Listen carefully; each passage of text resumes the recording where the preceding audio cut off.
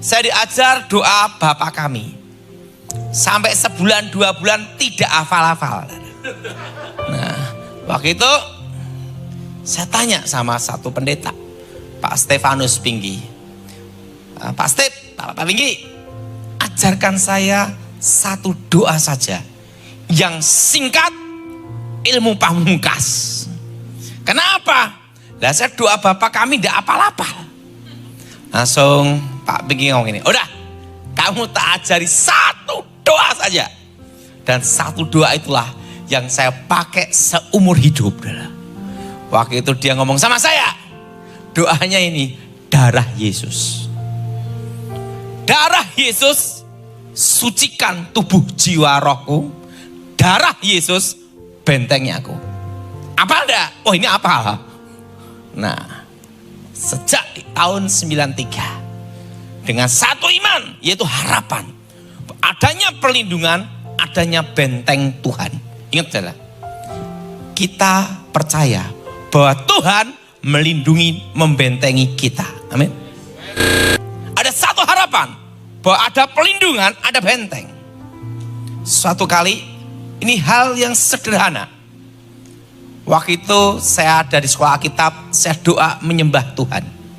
Zaman itu ada yang namanya itu lagu ini.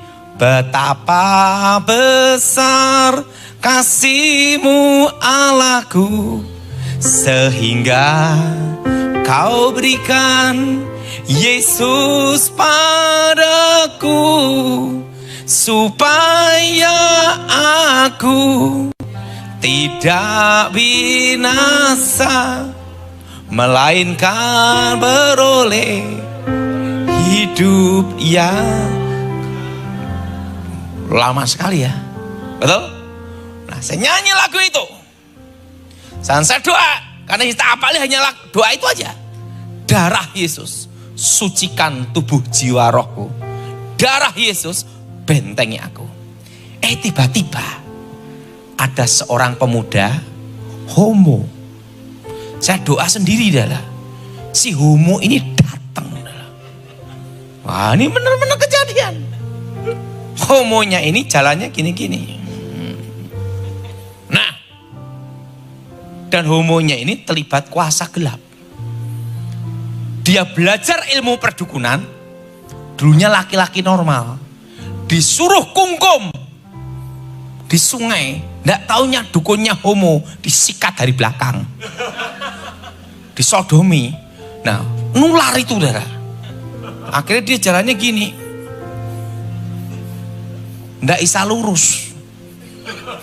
Nah, apa yang terjadi?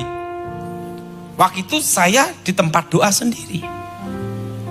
Saya doa darah Yesus sucikan tubuh jiwa rohku. Tiba-tiba dia megang saya. Plak gitu. Belum sampai nyentuh. Langsung kesurupan. Langsung begitu kesurupan. Saya doa. Dalam nama Yesus, setan keluar. Darah Yesus hancurkan kutuk. Darah Yesus hancurkan mantra. Roh-roh jahat keluar. Demi nama Yesus. Langsung sadar. Dan hari itu juga roh homonya keluar. Dia jadi laki-laki normal. Punya istri dan punya anak. Nah, padahal waktu itu dia datangi saya. Karena kan doa saya berdiri gini. Didatangi dari belakang.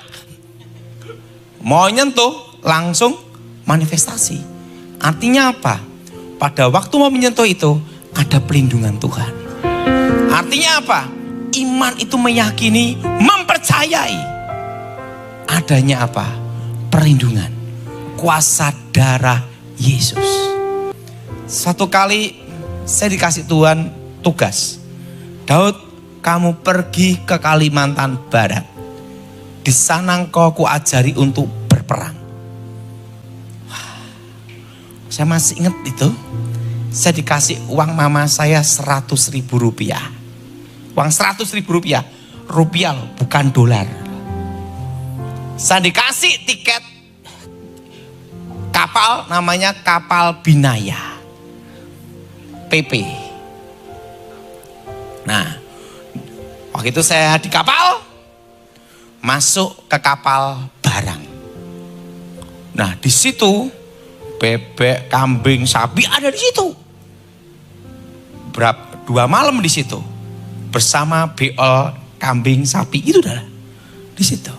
Turun dari kapal. Wah baunya beol-beol kambing macam saya teler gini dah. Nah sampai dijemput sama gereja.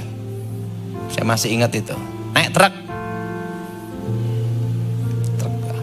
suruh jalan. Apa yang terjadi? Tiba-tiba saya diutus. Saya doa di Singkawang, saya masih ingat. Itu di pinggir sungai. Saya masih ingat itu zaman itu ikan arwana masih jadi ikan goreng. Saya doa. Di gereja itu saya berdoa di pinggir sungai. Tuhan, aku harus kemana? Saya doa. Saya buka mata. Saya lihat langit terbuka. Ada seekor burung putih turun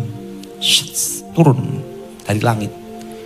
Membawa setangkai daun zaitun. Begitu sampai kepala, ada minyak. Aku melangkah di depanmu. Jangan takut.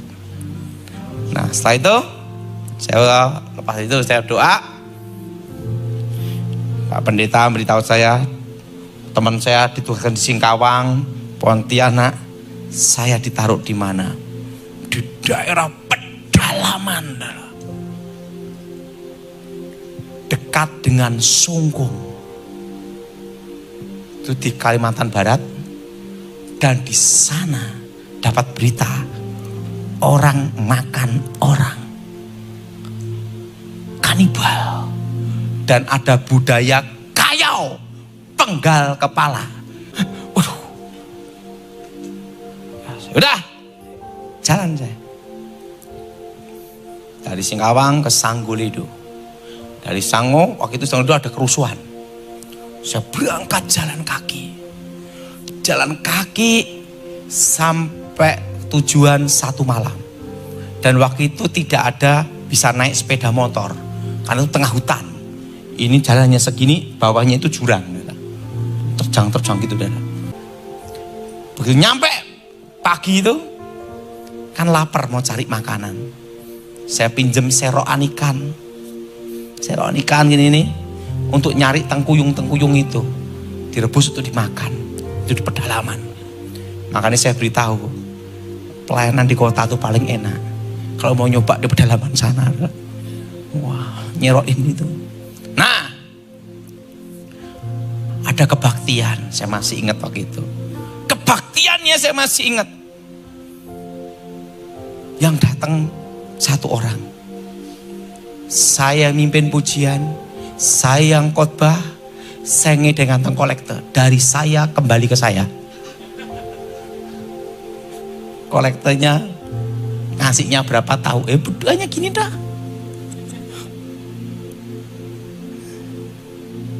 Nah, waktu saya doa, maka saya beritahu, dasar ibadah harapan, adanya perlindungan Tuhan. Saya berdoa, darah Yesus, sucikan tubuh jiwa rohku. Darah Yesus, bentengi aku. Ingat, pendeta itu ngajarkan saya doa singkat itu aja. Dan dia ngasih ayat, mereka orang-orang percaya mengalahkan iblis dengan darah anak domba. Amin. Saya doa darah Yesus. Tiba-tiba komando terbang. Saya tengking jatuh. Kunci terbang, tengking jatuh. Bisa doa darah Yesus. Nah setelah itu saya kasih minyak urapan. Tahu enggak kenapa rumah-rumah kita dikasih minyak urapan? Sebagai tanda itu milik Tuhan. Makanya kalau doa untuk minyak urapan, saya minyak yang belum pernah dipakai. Doanya seperti ini. Ikut saya. Darah Yesus, sucikan minyak ini menjadi minyak yang kudus. Darah Yesus, sucikan minyak ini, meteraikan dengan Roh Kudus, menjadi benteng yang kudus, benteng Allah Maha Tinggi, demi nama Yesus. Tak kasihkan, itu pertama kali saya belajar arti minyak urapan, bahwa itu tanda milik Tuhan. Setiap pintu-pintu saya olesi minyak, mando itu terbang, itu hanya ngitari ini. Mau masuk pintu tidak bisa, berputar gini terus. Nah, guci terbang, beng. Mau mendekati itu tidak bisa. Baru saya mengerti, minyak urapan itu ada gunanya sebagai tanda milik Tuhan. Kasihnya itu. Hari Minggunya saya masih ingat ada kebaktian. Nah, karena gerejanya itu sepi, hanya satu orang, itu pun tempatnya kayak gubuk gitu, saudara. Nah, minyak itu saya oleskan. Maka gereja juga perlu dikasih oleh minyak urapan pintunya sebagai tanda milik Tuhan. Nah, setelah itu, wah tiba-tiba ada bunyi, wah ramai sekali. Hati saya senang. Mungkin mereka mau kebaktian. Nggak taunya apa, mangkok merah berjalan, artinya perang. Waktu itu saya didatengin kepala suku sama kepala adat. Dia tatap saya tatap dia. Tatap-tatapan gini. Doa yang diajarkan itu saya ucapkan lagi. Saya nyapanya itu doang. Sampai seumur hidup, sampai sekarang. Darah Yesus sucikan tubuh jiwa rohku. Darah Yesus bentengi. Darah Yesus hancurkan mantra, hancurkan kuasa gelap. Kepala suku, kepala adat ambruk. Satu kampung bertobat semua.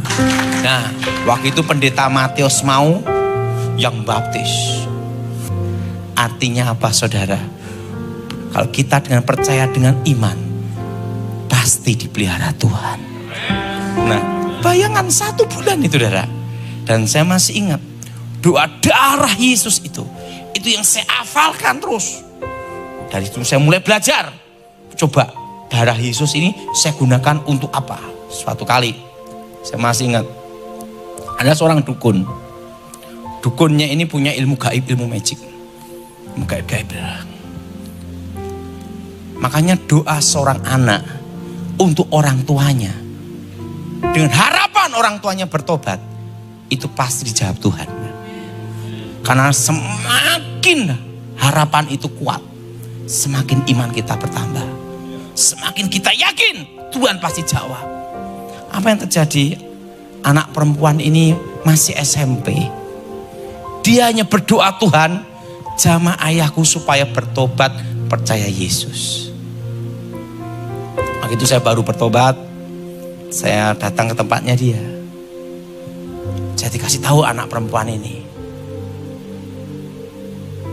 Pak Daud, bapak saya itu dukun, pelihara ilmu gaib, magic, setan. Sampai wajah kayak setan. Pak Daud, berani tidak hadapin? Berani. Kalau saya langsung ngomong berani dulu, sikat dulu urusan belakang gitu lah. Itu berhadapan gini. Waktu berhadapan gini, dia ngomong sama saya, Daud, you katanya bekas punya ilmu, kita bertarung di sini. Oke, you jual, saya beli, kan gitu dah. Ada? Saya ngomong sama anak perempuan ini, tolong siapin kacang. Setelah itu siapin kopi. Loh, untuk apa Pak Daud? Supaya tidak ngantuk. Kan mau malam-malam ya. Kan tidak tahu kalau pertarungan ilmu itu sampai berapa lama, kan tidak tahu. Berhadapan gini. Waktu berhadapan gini, saya hanya doa satu. Nah, ini sampai sekarang anak saya, istri saya tak ajari doa itu. Doanya singkat, tapi yang penting percaya. Saya doa darah Yesus sucikan tubuh jiwa rohku. Darah Yesus bentengi aku. Darah Yesus hancurkan segala kuasa gelap. Waktu berhadapan gini, saya berhadapan dengan dia. Dia tatap saya tatap dia sambil makan kacang. Saya minum kopi, dia tatapan gini terus. Saya doa, tak ucapkan, darah Yesus sucikan tubuh jiwa rohku. Darah Yesus bentengi aku, bebaskan aku dari segala yang jahat. Tatap-tatapan gini. Tiba-tiba dia jatuh, manifestasi. Waktu manifestasi, wah, jadi kayak ular. Tiba-tiba di dalam kamarnya keluar ular sungguhan, bukan alam roh, sungguhan. Sebesar paha gini nih. Ular sanca dalam rumah keluar, masuk ke sungai. Orang kampung lihat darah. Dan bapak ini manifestasi. Jimatnya selain dibuang semua. Dan hari itu bertobat. Ada harapan. Nah, jadi saudara, makanya sejak saat itu, waktu diajar pertama kali saya doa itu, saya selalu berdoa, darah Yesus sucikan tubuh jiwa rohku. Darah Yesus bentengi aku. Dan ingat saudara, darah Yesus pula yang menyembuhkan. Kadang kita doakan orang, itu kadang kita berpikir, wah, dia orang muslim, gimana kita doakan? Apakah bisa? Ingat, dasar dari iman adalah harapan. Semakin harapanmu besar, semakin kekuatan iman itu luar biasa. Suatu kali saudara, saya masih ingat di notaris ini. Di notaris ada seorang ibu sama suaminya terkena rentenir. Ibu ini berjilbab, dia muslim. Apa yang terjadi? Dia kena rentenir Kristen. Omongnya haleluya terus. Tapi rentenir. Aduh. Makanya yang gereja ini kalau ada yang rentenir, bertobat. Darah. Dan bunganya ngeri. Darah. Suaminya yang pinjam uang. Gadekan sertifikat. Rumah itu seharga kira-kira 1 M. Tapi rentenir menekan. Harus sekian. 400 sampai 500. Di bawah harga. Begitu ditekan, ibu ini kaget. Kok tiba-tiba utang sertifikat sudah digadekan. Saking kagetnya, syok. Serangan jantung. Waktu serangan jantung, ini udah kayak biru gitu. Udah gini dong. Saya ada di situ. Karena kebetulan saya ada transaksi sewa menyewa ke notaris itu. Saya bingung ini darah. Kalau saya doakan, nanti repotnya kristenisasi. Notarisnya ngomong, Pak Daud kan pendeta, doakan. Enggak, nanti repot. Nanti kalau saya doakan, nanti kristenisasi. Bukan masalah repot Pak Daud. Yang gawatnya kalau mati di sini. Nanti tempat kita di Polis Land, Pak Daud jadi saksi. Dan yang kedua ada lagi Pak Daud. Tidak bisa transaksi. Loh kenapa? Dia di Polis Land. Aduh. Ini antara Polis Land dan doa ini. Wah. Langsung suaminya siap-siap mobil untuk langsung ke rumah sakit. Aduh, saya bingung. Tak doakan apa anda ya? Kalau tak doakan, dia mati jadi masalah juga. Kalau enggak tak doakan, dia mati juga, saya jadi saksi, betul? Kedua di Polis lain. Aduh, gimana nih ya? Wah, yang rentenir gimana nih? Serangan jantung gimana? Dalam hatinya, lo yang buat gue yang pusing kan itu. Udah. Ada suara Tuhan jelas. Doakan. Muslim nih. Saya pegang tangannya dia.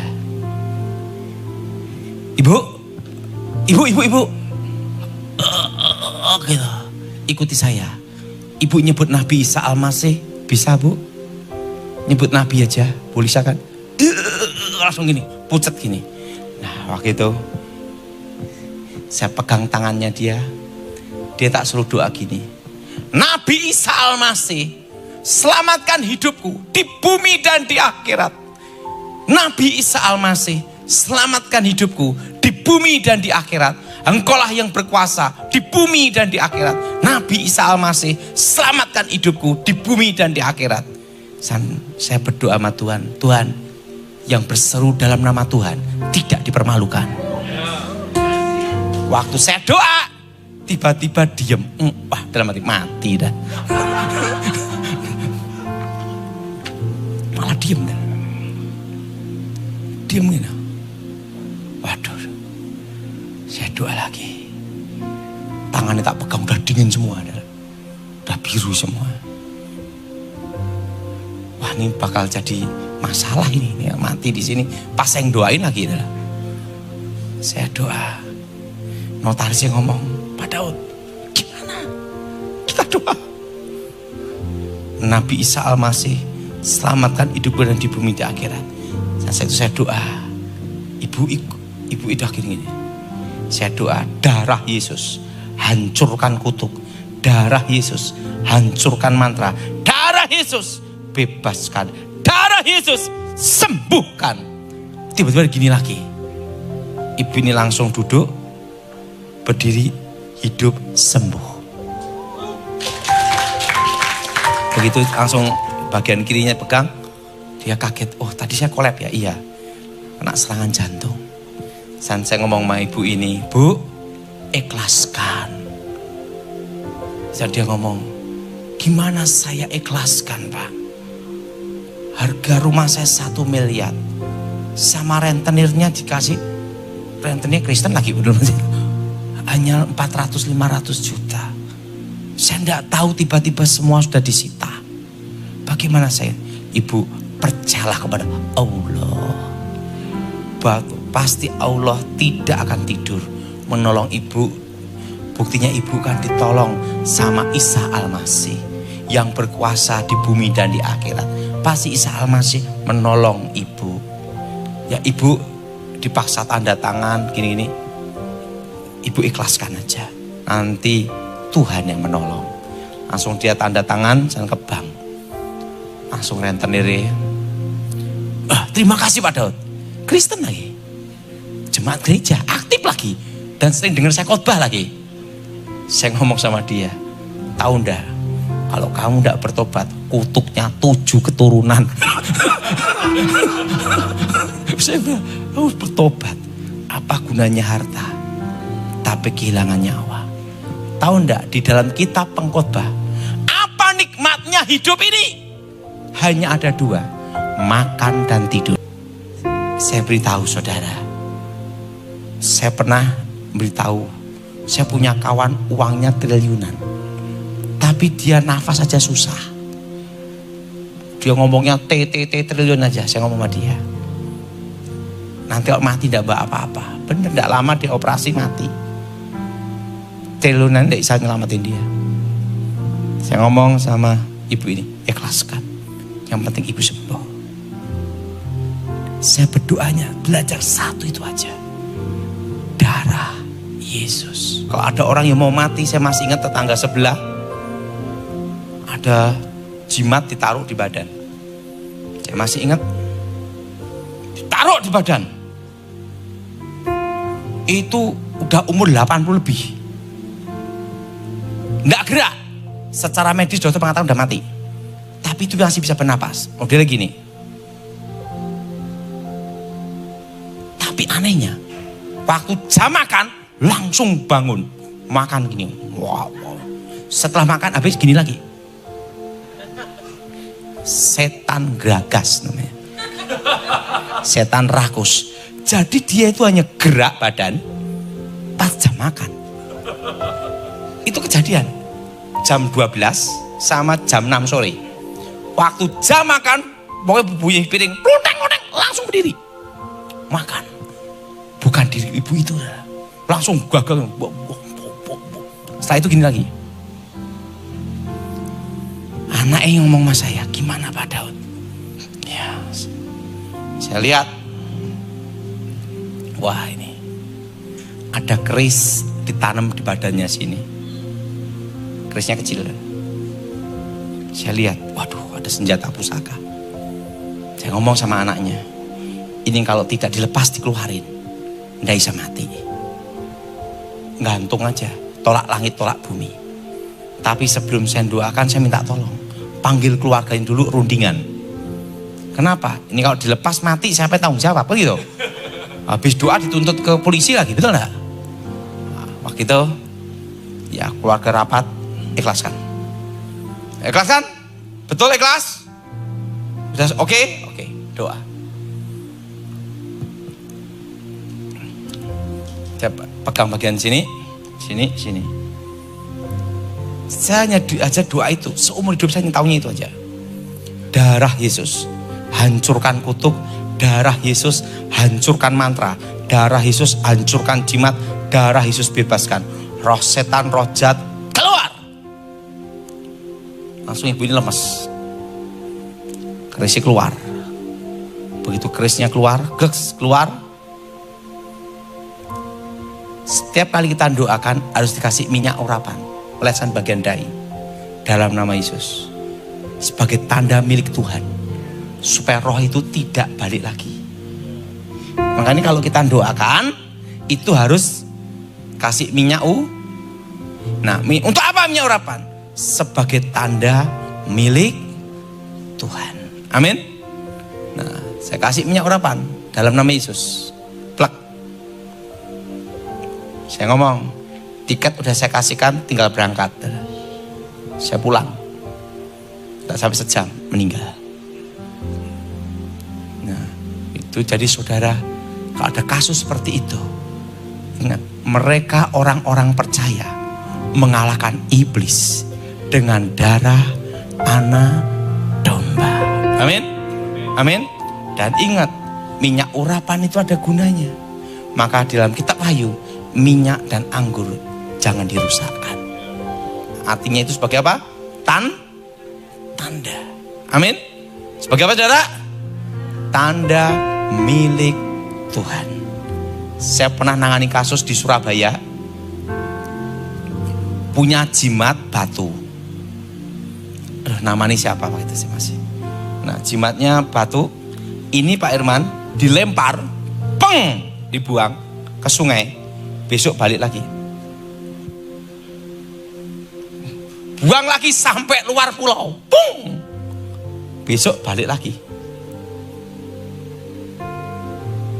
Buang. Besok balik lagi. Dia punya keris-keris dan punya jimat kebal. Jimat kebal. Waktu itu saya diajak kakaknya, jemaat gereja, minta saya doakan dia. Dia pamerkan ilmu kebal. Sirat Carter digini-gini kan di depan saya. Wah, ditunjukin gini. Nah, ditunjukin gini dah. Wah, rambutnya di Carter gini, ndak mempan. Wah, langsung dia gini-gini. Wah. Dia demo. Kalau Pak Daud bisa bikin saya tembus senjata, saya masuk Kristen. Oh, untung saya udah bertobat. Kalau belum bertobat, mati dah. Nah, sikat habis dah. Waktu itu dia ngomong, kebal. Tunjukkan depan saya. Boleh saya nyoba? Boleh saya nyoba? Buktikan. Saya hanya doa apa? Darah Yesus, blek ambruk darah. Langsung, ndak usah pakai Carter, rambutnya tak gini, rontok. Langsung bertobat. Jadi ingat, dari iman kembali ke iman. Jadi engkau belajarlah berdoa. Darah Yesus. Apa saudara? Apa saudara? Darah Yesus. Sucikan tubuh, jiwa, rohku. Kenapa roh perlu disucikan? Ingat, ada dosa yang mencemari roh, yaitu dosa perzinahan. Pada roh kita lah yang berhubungan dengan Tuhan. Kalau kita ada dosa perzinahan, bagaimana kita berhubungan dengan Tuhan? Makanya roh kita perlu disucikan dengan darah Yesus. Nah, pendeta itu ngajarkan saya, darah Yesus sucikan tubuh jiwa. Jiwa kita sering ada keracunan, betul? Tubuh kita sering ada cemar dosa, betul? Makanya itu harus lengkap. Ini semua, darah Yesus sucikan tubuh, jiwa, rohku. Jelas? Dan itu saya semua, darah Yesus bentengi aku, bebaskan aku dari yang jahat. Nah, ini yang terakhir, saudara. Kejadiannya kira-kira 20 tahun yang lalu di Cirebon. Di situ ada orang tuanya, gerejanya, orang tuanya pendeta Yuda Maiol. Hah? Nah, ada satu orang Madura, non-Kristen dan fanatik. Orang Madura tahu sendiri kan? Fanatik dan keras. Dan Madura ini kemana mau membawa celurit. Celuritnya model kayak bulu ayam gitu loh. Wah, kemana-mana bawa celurit. Nah, tapi dia punya istri orang Kristen. Jadi beda agama. Istrinya itu cerita tentang saya bertobat. Orang Maduranya ngomong gini, tai ya gitu lah. Kalau Daud Tony bisa ke rumah saya, itu tanda saya dikasih tanda sama Tuhan bahwa saya harus ke gereja. Dia ngomong gitu sama istrinya. Saya tidak kenal istrinya, saya tidak kenal bapak ini, karena yang ngundang saya itu gereja itu. Saya ada di Solo, San ke Jakarta, dari Jakarta naik kereta. Di tengah perjalanan, tiba-tiba Tuhan bicara pada saya. Daud, ada apa Tuhan? Hari ini engkau harus langsung datang ke rumah namanya ini. Dan kau harus menginap di sana. Ada apa Tuhan? Lakukan. Saya dijemput dari gereja. Udah disiapin pastori. Pak Dok mau ke hotel siapin hotel ini. Tidak. Saya mau nyari satu orang. Namanya ini, istrinya ini. Pak, istrinya itu jemaat gereja kami. Suaminya bukan orang Kristen dan fanatik, orang Madura. Saya ngomong, saya harus nginep di rumahnya dia. Nah, padahal enggak tahu mereka baru ngomong apa. Waktu saya datang, ketok pintu. Istrinya panggil suaminya. Pak, ini Daud Tony mau nginep di rumah kita. Langsung dia bawa celuritnya gini. Hah? Kan dia udah ngomong, kalau datang ke sini dia mau bertobat. Hari itu juga hari pertama dia ke gereja. Rompi-rompi kebal apa itu diserahin ke saya doakan bertobat. Terus dia ngomong sama saya, Pak Daud kan belum kenal saya dan belum kenal istri saya. Sebenarnya gimana kisah ceritanya?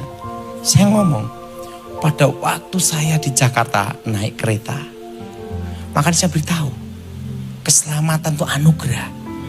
Orang bisa percaya itu karena anugerah. Iman adalah harapan. Pada waktu ada di kereta, ada satu suara bicara pada saya. Dan itu suara Yesus Kristus. Bahwa saya harus nginep di rumahmu sampai acara gereja selesai. Langsung dia berkaca-kaca gini. Tahu enggak, saya ngomong sama istri saya, kalau orang itu bekas dukun hebat itu bisa ke rumah saya mau masuk Kristen. Ini bukan hanya masuk, malah nginep. Saya bertobat. Di situ saya baru mengerti, saudara. Ingat, apa yang didoakan istri ini tidak sia-sia. Doa lahir dari iman, artinya lahir dari harapan. Itu dasar dari iman. Jadi apapun tantangan, apapun badai, percaya engkau masih ada kesempatan. Walaupun kesempatan itu hanya 1%. 1% itu bisa dirubah Tuhan. Jadi saudara percaya harapan. Jadi saudara mulai belajar berdoa mulai hari ini. Ini saya semua, darah Yesus sucikan tubuh, jiwa, rohku. Kenapa tubuh, jiwa, rohku? Ingat, kadang roh itu cemar karena ada dosa masa lalu. Jiwa kadang diracuni oleh akar pahit dan dendam. Betul? Tubuh kedagingan. Betul? Nah, makanya saudara mulai hari ini berdoa. Makanya saya kalau makan, minum, apa semua doanya itu. Darah Yesus sucikan tubuh, jiwa, rohku. Saya pernah di Medan disantet pakai ilmu begu ganjang. Begitu nyampe, ada yang mau nyoba. Waktu itu saya mau minum gelas itu. Saya kalau mau makan minum doa dulu. Jangan langsung gini dah. Saya doanya apa? Darah Yesus sucikan makanan minuman ini. Darah Yesus berkati aku, bentengi aku. Waktu ini mau saya minum gini, ada yang nyantet, dap, pecah, hancur. Saya lihat, oh penyantetnya ini, terus nggak mempan. Nah, pada waktu Pak Edi Wibowo ngomong sama saya, ada yang ngirim santet pakai paku terbang. Saya doa, darah Yesus bentengi. Langsung pakunya tak berhenti gini. Darah Yesus bentengi. Langsung. Jadi pakunya gini, kayak film X-Men. Katanya gitu. Pakunya terbang, berhenti tepat di dai jenderal ini. Enggak gerak. Berhenti gini. Langsung dia ngomong, Pak Daud, kamu bisa mengendalikan paku ya? Bukan, itu doa. Pas kebetulan aja Tuhan mau. Mau demo. Berhenti ini. Darah Yesus hancur, jatuh pakunya. Dia ngomong, kamu gunakan apa itu? Darah Yesus. Membentengi, melindungi. Jadi ingat, Pak, apakah minyak urapan itu harus setiap hari? Itu kurang kerjaan. Itu menyenangkan pabrik minyak. Sekali aja cukup dengan iman. Waktu saya diminta jaga presiden waktu itu, setiap mobil-mobil pengamanan saya kasih minyak urapan. Nah, itu perintahnya Edi Wibowo waktu itu. Kasih minyak semua. Sebagai tanda milik Tuhan. Mari kita bangkit berdiri saat ini. Bapa di surga, dikuduskan namamu. Datang kerajaan menjadi kehendak-Mu. Berkati firman, berkati kami semua. Kami yakin Tuhan, darah Yesus mengalahkan segala kegelapan. Darah Yesus menyucikan kami. Darah Yesus menyembuhkan. Dan darah Yesus melindungi. Berkati firman, berkati kami semua Tuhan. Demi nama Yesus. Amin. Silakan duduk.